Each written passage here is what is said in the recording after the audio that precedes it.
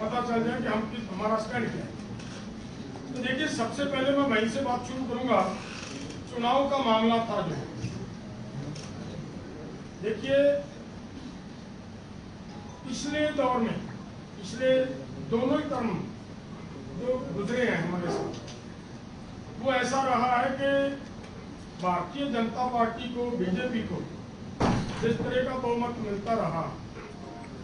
और उन्होंने उस बहुमत का जो नाजायज फायदा उठाते हुए पूरे देश को जिस तरह एक तरह का अपनी ग्रिप में लेने का प्रयास किया, देश के साथ तरह तरह की बेइंसाफियां की, उनका परिणाम है कि इस बार जो हुआ, जो ये कह रहे थे कि अब की बार 400 पार की बातें कर रहे थे, लेकिन वो कहाँ पे बीजेपी से मिलकर आ गई कि वो 240 पे आ गई, स्पष्ट बहुमत भी नहीं मिल रहा। आप उन लोगों को जिनकी पिछले समय में जिनके साथ होशियारियां चलाकियां करते रही हमारे ये नेता साहिबान, अब उन्हीं को हाथ पकड़ पकड़ कर अपनी बगल में बैठाने का प्रयास किया जा रहा है कि भाई आप यहाँ बैठ जाओ, आप यहाँ बैठ जाओ, हमें एक बार फिर मौका अगर मिल जाए तो एक तो ये बात है कि पूरे देश को इस बात का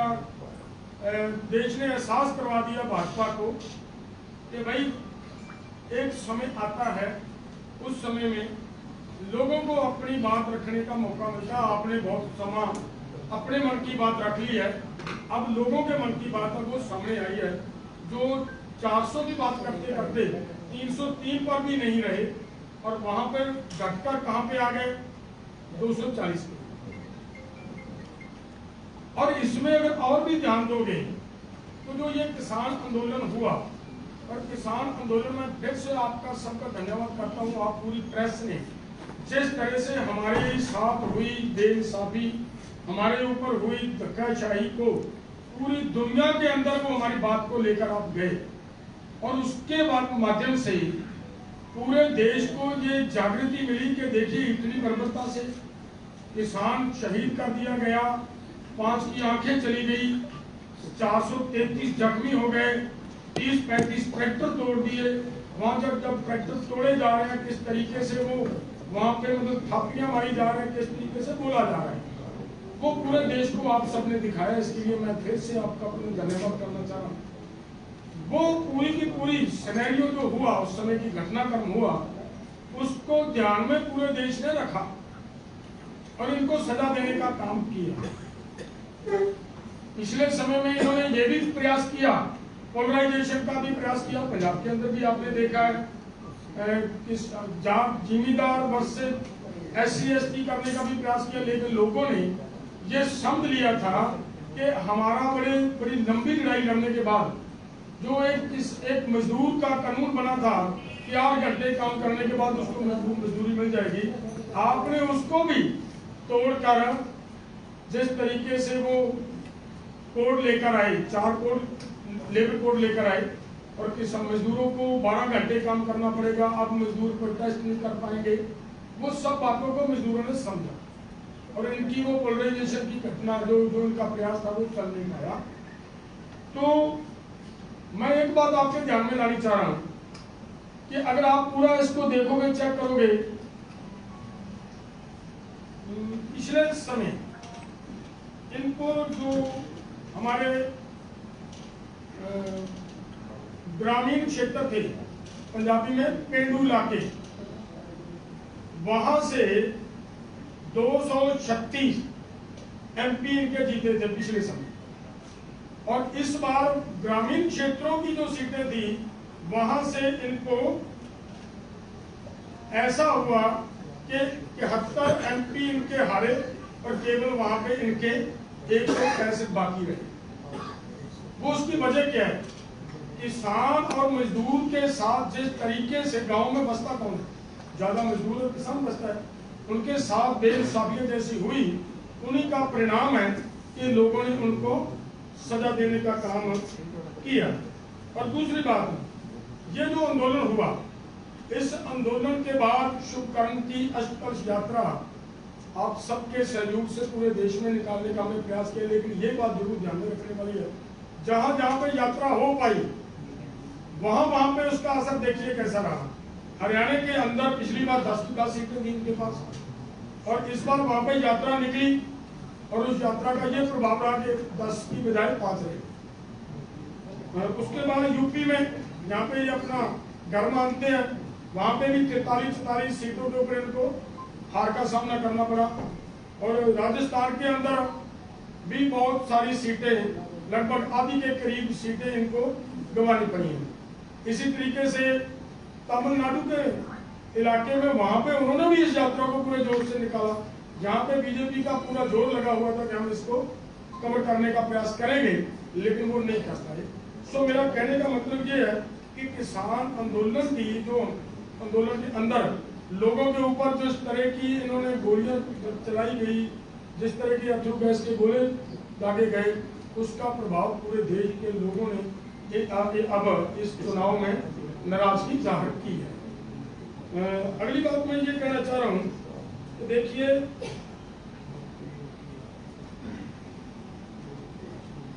इसके ऊपर बाकी बात तो डिटेल से हमारे साथी बता देंगे। मैं एक बात कहना चाह रहा हूं, कल से जो दूसरा हमारा मुद्दा है जिसके ऊपर हम बात करना चाह रहे हैं, वो है एक लड़की,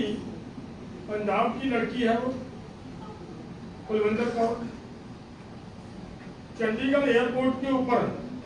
जिस तरीके के का वो दिखाया गया है मीडिया के माध्यम से कि कंगना रनौत के साथ उसकी हाथापाई हुई, थप्पड़ मारने की भी बात आई है। उस पूरी की पूरी कहानी के ऊपर अगर जात मारोगे तो पिछले कल ही मेरे साथ भाजपा का एक नेता हरजीत गरिया एक चैनल के ऊपर डिबेट में था, वहां पर उन्होंने माना है, बाद में कहानी जो करेंगे वो सत्ता में या सत्ताधारी लोग जो चाहे वो कर सकते हैं, लेकिन वहां पर उन्होंने ये माना कि असल मुद्दा ये था कि मोबाइल और पर्स जब चेकिंग होती है तो वो आप भी सबने एयरपोर्ट पर गए होंगे, बहुत सारे सभी ने सब्र किया होगा, और वहां पे जब चेकिंग होती है सबका सामान निकलवा लिया जाता है। तो वो अगर वहां पे उन मुलाजमों ने उनको रोका कि भाई ये अपना सामान यहाँ निकालो, अगर वो सामान निकालने की बजाय वो उनके साथ अपनी दादागिरी या कहें, या मैं इसके बढ़कर और भी ये बात कहूँ कि उन्होंने MP बनने के बाद अपना VIP कल्चर वाली बात जो करी, असल डिस्प्यूट झगड़े की वजह यहाँ पे होगी,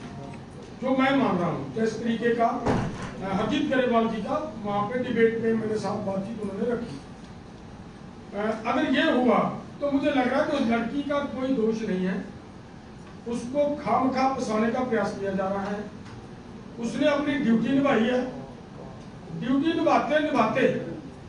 हो सकता है ये आपको और हम सबको पता है कि कंगना रनौत का जो उनका पिछला ट्रैक है, जिस तरीके की वो बोलती है, जिस तरीके की उसकी वर्डिंग है, उस वहां पे उनकी कहासुनी हुई हो, उस कहासुनी की वजह वो थप्पड़ हो और उसको बाद में पेश ऐसा करने का प्रयास किया हो कि भाई ये तो ये कहा गया वो कहा गया। उन्होंने वहां पे पता नहीं कितना आपको कुछ होगा, ये सब इन्वेस्टिगेशन का विषय है, उसमें वो चर्चा अभी करनी मेरा ख्याल ठीक नहीं कि समय से पहले कर रहे होंगे हम। अभी यहाँ से प्रेस कॉन्फ्रेंस के बाद हमारी कोशिश है कि DGP साहब के साथ हम दोनों फोरम में जाकर मिलेंगे, उनको ये बात कहेंगे कि किसी तरह का भी उस लड़की के साथ अन्याय नहीं होना चाहिए। मैं ये कहना चाह रहा हूं प्रेस के माध्यम से, देखिए अगर वो लड़की की बात को भी ध्यान में ले लें कि लड़की ये कह रही है कि इसने किसान आंदोलन के दौरान ये कहा कि जो लेडीज आ रही है 100-150 रुपया लेकर आ रही है, 200 रुपया लेकर आ रही है, अगर वो बात भी अगर मान ली जाए तो हमारी ही एक माता ने, हमारी ही एक बहन ने केस डाल रखा है, आज तक उसके ऊपर समनिंग तक नहीं हुई। अगर आज तक उसके ऊपर समनिंग तक नहीं हुई तो पूरे के पूरे सिस्टम की ये गलतियां अगर उसी समय उसके ऊपर समनिंग हो जाती, प्रशासन उसी समय सरकार उसके ऊपर संज्ञान ले लेती कि भाई ऐसा शब्द बोलना ठीक नहीं है, जो आप एक कम्युनिटी के लोगों के खिलाफ बोल रहे हो, तो मेरा ख्याल है आज ये घटना ना घटे, इसकी जिम्मेदार वो सिस्टम है, वो सरकार भी है जिन्होंने उनको खुले छोड़ा कि आप जो चीज चाहे बोलो, बोल सकते हो। और आगे बढ़कर मैं ये भी कहना चाह रहा हूँ कि कल से उन्होंने उसके लास्ट में एंड में उन्होंने क्या बोला कि पंजाब के अंदर आतंकवाद है, यहाँ पे वखवादी है, ये फैल रहा है। मैं ये पूछना चाह रहा हूँ कि पंजाब के आप मीडिया वाले सभी भाई बैठे हैं, कभी कभी दिखा पंजाब के अंदर कोई आतंकवाद जैसी बात? सभी पंजाब के अंदर हिंदू, मुस्लिम, सिख, ईसाई सब मिलकर एक साथ रह रहे हैं, और ऐसे पंजाब के अंदर आकर पोलराइजेशन करके लोगों को, देश को एक रखने का दावा करने वाली पार्टी उस देश के अंदर ये जहर उगलने का जो काम किया, मैं ये चाहूंगा कि उनके खिलाफ इस तरीके की बोली बोलने की वजह के कारण मुकदमा दर्ज करना चाहिए। हमारी हाई कोर्ट को, हमारी सुप्रीम कोर्ट को तुरंत संज्ञान लेना चाहिए कि ऐसी तो जब कोई एमपी बन जाता है, देखिए एक कलाकार है, कलाकार भी एक रोल मॉडल होता है, उससे भी लोग बहुत कुछ सीखते हैं। कलाकार की जुबान में भी ऐसा नफरती बयान नहीं होना चाहिए, और उससे आगे बढ़कर जब वो एक मेंबर पार्लियामेंट बन जाए, देश की एकता रखने के लिए उसके कंधों के ऊपर वजन आ जाए, उसकी जिम्मेदारी बन जाए, तब तो उसको इस तरह का कोई बयान नहीं कर देना चाहिए। उन्होंने ये बयान दिया, बहुत निंदनीय, और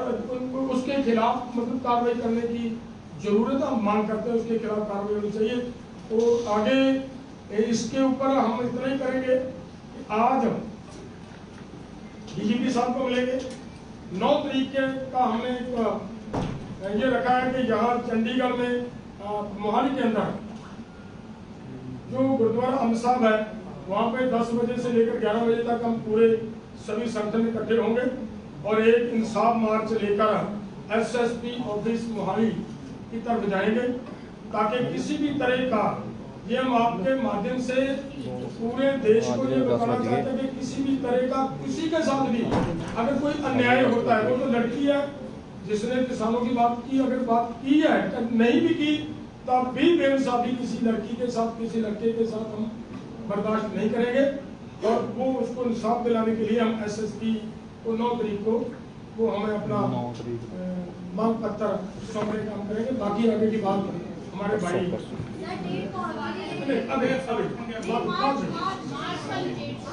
9 तारीख बोल दिया मैंने, आगे की बात सभी बोल रहे, क्वेश्चन का आगे क्वेश्चन का जवाब। हाँ जी, जड़ियां एरकी लोक सभा दी इलेक्शनां हुई ने, और असीं पहले दिनों ये गल करते रहे हैं भी जिहड़ी भी सत्ता च कोई भी पार्टी होगी, पार्टी ना कोई रौला नहीं, सत्ता ना रौला हैगा। तो आह अंदोलन साडा दिल्ली सरकार ना है, जिहड़ी भी उत्ते सत्ता च पार्टी आ, मोदी सरकार सी, ते अपनियां जिहड़ियां 11 मंगां आपां लैके गए सी, उन्हां मंगां नूं मनाउण दा सवाल सीगा। बहुत उपरवीआं मंगां जिवें MSP लीगल गारंटी कानून, किसानां मजदूरां दा कर्जा, मजदूरां वास्ते 200 दिन रोजगार, 700 रुपया दिहाड़ी, WTO तो भारत बाहर आ, व्यक्तिगत बहुत सारियां मंगां सीगियां। सरकार ने मंगां ते तां की गौर करना सीगा, जबर ते आई साडे खिलाफ बई, ते लगभग 13 फरवरी तो मोर्चा वा। ਅਸੀਂ ਤੁਹਾਡੇ ਸਾਹਮਣੇ ਉਦੋਂ ਦਾਅਵੇ ਕਰਦੇ ਸੀ ਵੀ ਜਿਹੜੀ ਸਰਕਾਰ ਕਿਸਾਨਾਂ ਨੂੰ ਗੋਲੀਆਂ ਮਾਰ ਕੇ ਸ਼ਹੀਦ ਕਰੂਗੀ, ਜਿਹੜੀ ਸਰਕਾਰ SLR ਦੀਆਂ ਗੋਲੀਆਂ ਚਲਾਊਗੀ, 12 ਬੋਰ ਦੀਆਂ ਗੋਲੀਆਂ ਚਲਾਊਗੀ, ਜਿਹੜੀ ਸਰਕਾਰ ਰਬੜ ਦੀਆਂ ਗੋਲੀਆਂ ਚਲਾਊਗੀ, ਜਿਹੜੀ ਸਰਕਾਰ ਇਸਰਾਇਲ ਦੇ ਮੰਗਾਏ ਡਰੋਨਾਂ ਤੋਂ ਸਾਡੇ ਤੇ ਸ਼ੈਲਿੰਗ ਕਰੂਗੀ,